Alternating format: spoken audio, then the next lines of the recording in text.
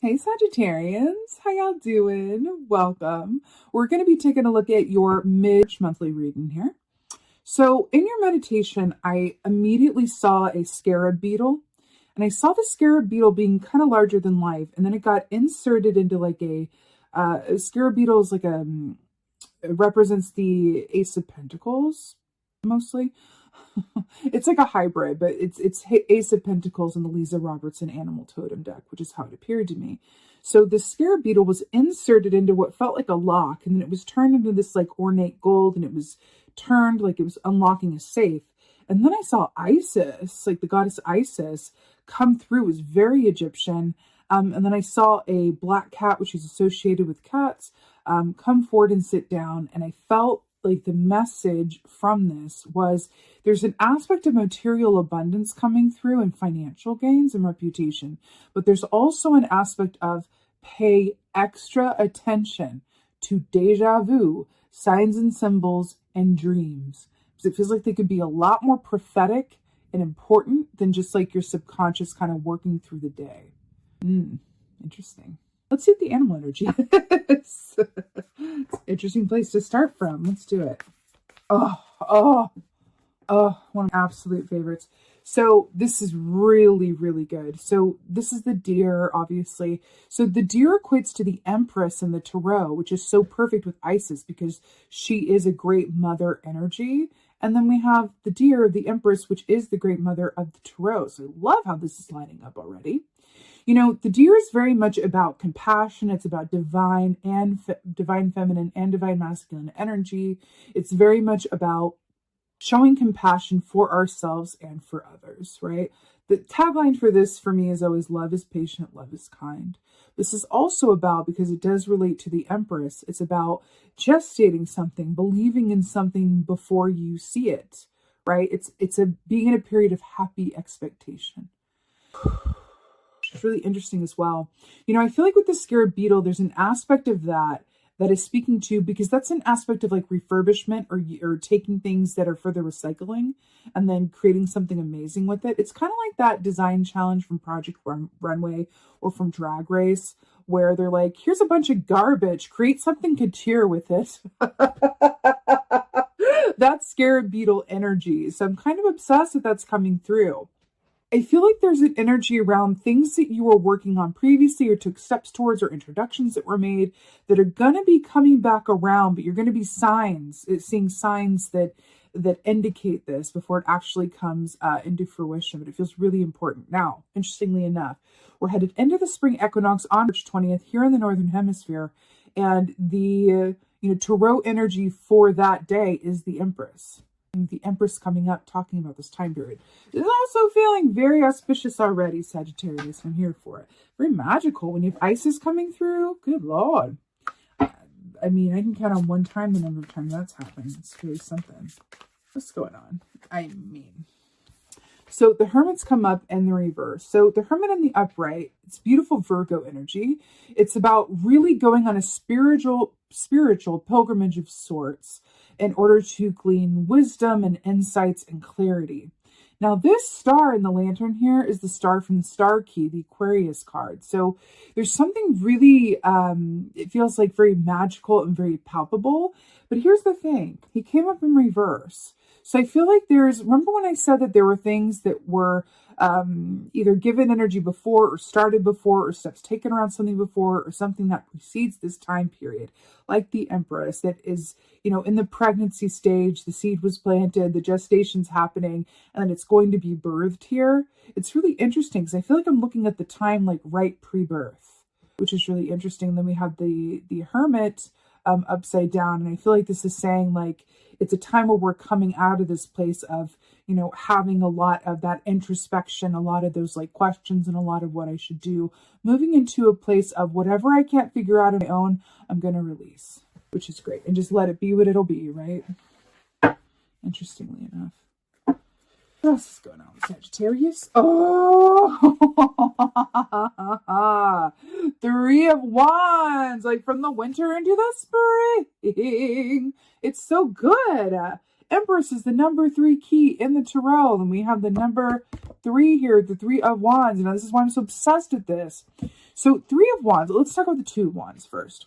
The Two of Wands is about setting things into motion so that they can grow, right? It's about getting clear on what you desire, what you're moving towards. Remember, the Wands are usually about the actions that we do or do not take related to the work that we love to do or our interpersonal relationships that really fuel our passions, right? So the Three of Wands is coming in here to say, I'm a step beyond the Two of Wands. This isn't just about like sowing the seeds or getting things going. This is where I'm in such a position of manifestation. The ships are literally coming in and there are people arriving in the atmosphere to help me get on board, offer me assistance, funding, inspiration, partnership, whatever, wisdom, whatever else it is. These are other people being alerted to your magnificence presence and wanting to get on board to be a part of it. Whew. Amazing. It could even be something as simple as like, hey, like, I really believe in, this idea. I really believe in what you could be or what you could do. And I'm going to help you out. You know what I mean? It's that kind of beautiful energy. Really amazing. Or even, are you setting the seeds around something and then people kind of coming forth and going like, yeah, we respond to that intention. Like we heard the call and we're showing up now. So we have strength here in the third position, which is really beautiful. So this is Leo energy. When we talked about the deer energy, and I said that the tagline for that animal energy is love is patient, love is kind.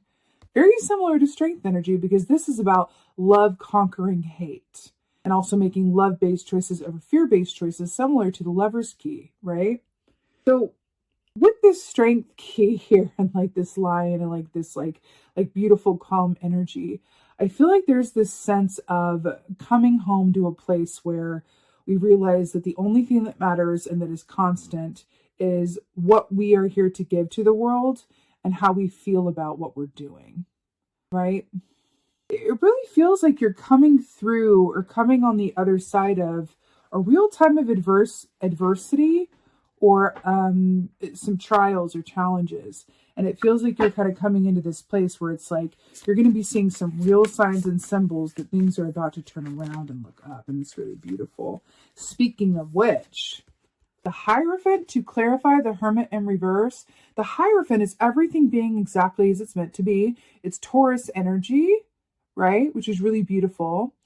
The fact that this is clarifying this, like coming out of the cold and whatever we can't figure out, just letting go, or like being done with this time of kind of being in a place of solitude or being introverted or trying to figure things out, and then kind of surrendering it all to a higher power, just letting fall away whatever is not in your highest and best good.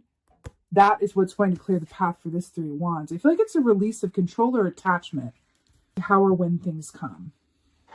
Yeah. And that one thing is what gets the waters flowing again. That's how it goes, isn't it? Wow. Okay. Wands for Wands. So we have the Five of Wands to clarify the Three of Wands. Now, 5 is the number of change, right? 5 is also about, it's a bit of a struggle or competition or, some discord. Now, what's really interesting about this with the Three of Wands, because we're talking about people noticing what you're doing and wanting to be a part of it or coming to your aid. I'm hearing a funny saying of, I don't know if it's funny, like, haha, but like more problems, or like it's that sense of like when things really start rolling, you start to manifest not only positive things, but negative as well. But this is you being a manifestational magnet. So I feel like there's an element of taking the good with the bad here, but there's also a sense of you're being called to really step deeply into your discernment during this time, during this gestation period. And understand that not everything that comes to your door is for you. And that discernment is a huge component of manifestation. So discern wisely. Not every ship that comes in is yours to board, right? It feels really important. Please put a little pin in that. That feels incredibly important. And I feel like Isis is coming in to say as well, yeah, that's what I'm here for too. Around the signs and symbols as well, right? Strength. Oh! Whoa. So to clarify, can I hold all these up? Kind of. So to clarify strength, we have the Ace of Swords in the reverse and then the Nine of Wands in the upright. So I'm just going to put this down for a second. So the Nine of Wands is very much about perseverance and having success as a result of, never giving up and hard work and faith, right? But it is a bit of fatigue. It is a bit of like, like a bit ready for a vacation, a bit ready for things to calm down, right? And then we have the Ace of Swords in reverse. Now let's talk about this in the upright as it is illustrated in this particular deck. So Ace of Swords, do you see these question marks up here? It's like, oh, this Ace of Swords is very much about not knowing which direction to point this sword. And then we have Spirit here in the background going, over here, over here, over here. This is a big aspect of, being in the unknown and being a bit unsure about what to do with information or an idea or an opportunity. And what's interesting as well is that it's clarifying the strength key with the Nine of Wands. And I'm really drawn to the smoke here about the Nine of Wands as well. Smoke is very much about illusion with this tiger here, which represents the unknown, right? And so it's an interesting aspect of walking forward in faith that you don't necessarily know how things, you don't need to know. Just like the deer with the gestation and the Empress energy. You don't need to know exactly how things are going to turn out in order for you to have faith that you're on your highest and best path. Right? To draw upon those reserves of strength, really show yourself that compassion with the deer energy, that there's no such, I'm getting something very particular that I'm going to tell you about. I'm really hearing to talk about it. So I got a reading, a mediumship reading in Favorite Place on Earth. It's called Lilydale. It's in upstate New York. It's a spiritualist community where a bunch of mediums live, right? And during summer season, I went there one year. I try to go every year. And I got a reading from a medium who said to me like some wise words that I think about a lot of mine, and it's coming up for you now with this Ace of Swords in reverse. There's no such thing as making a wrong choice. You can release any fear around making the wrong choice or making the wrong move. Because even if a choice that you make doesn't work out the way that you wanted, it's not that you were wrong. It's that was a lesson that you needed to learn to align you to the path that you were trying to align yourself with anyway.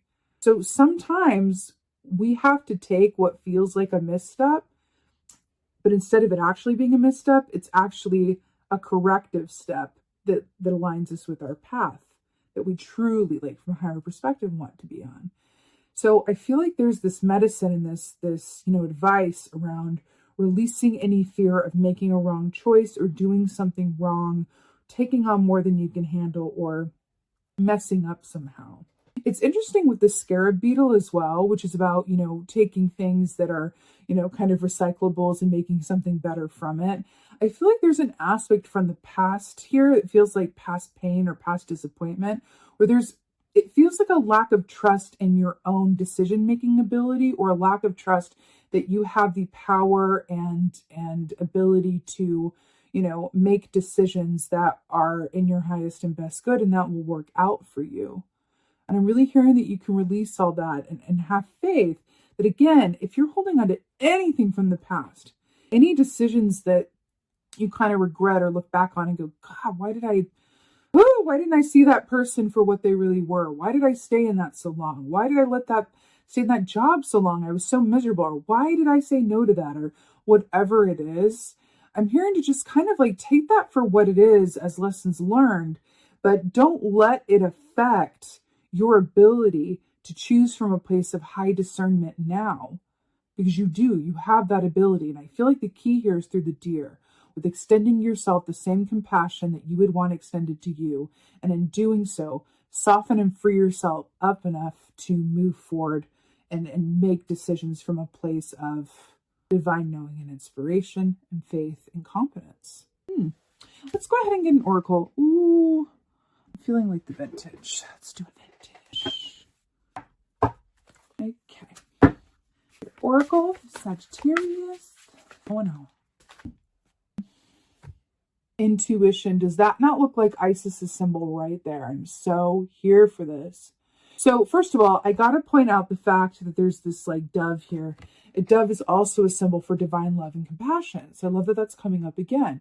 What were we talking about with Isis and synchronistic dreams and visions and symbols? And then we have intuition coming here with this goddess. What is going on? I'm really drawn to the fact that there's this bridge here, right? And there's this like entry. We're talking about mediumship readings as well. We get into it. I'm just so here for this.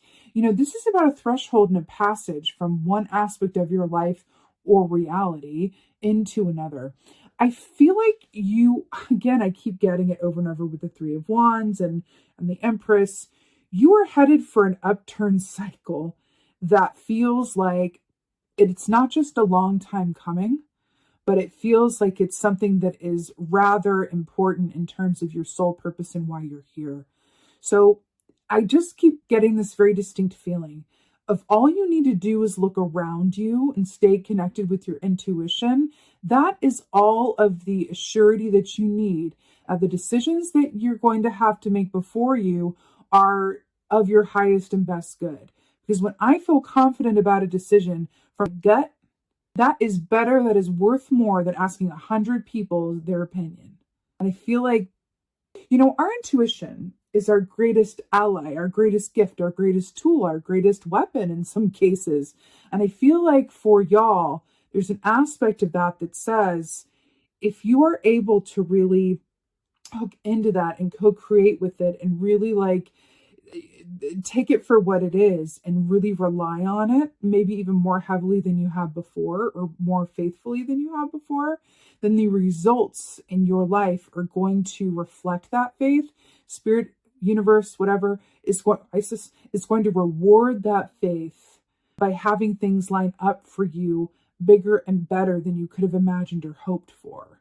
I feel like it's a level of faith or positivity that is going to be rewarded in a major way. And I feel like it directly relates to a portal or a transition point in your life where you're going from one place to another. Again, this could be work, interpersonal, life stages, whatever it is, but it's definitely related to you being in one place and ending up on the other side through like a transitional portal. I feel like for another group of you, this is going to result in a huge escalation of your intuition, which is always good, right? I'm so excited for you guys, Sagittarius. Such a spiritual, beautiful reading. I'm wishing you guys a most blessed and a very happy spring equinox to those of you in the Northern Hemisphere. And just thank you. Thank you guys so very much for being here. And as always, and most of all, thank you for being you. And be well. Until next time.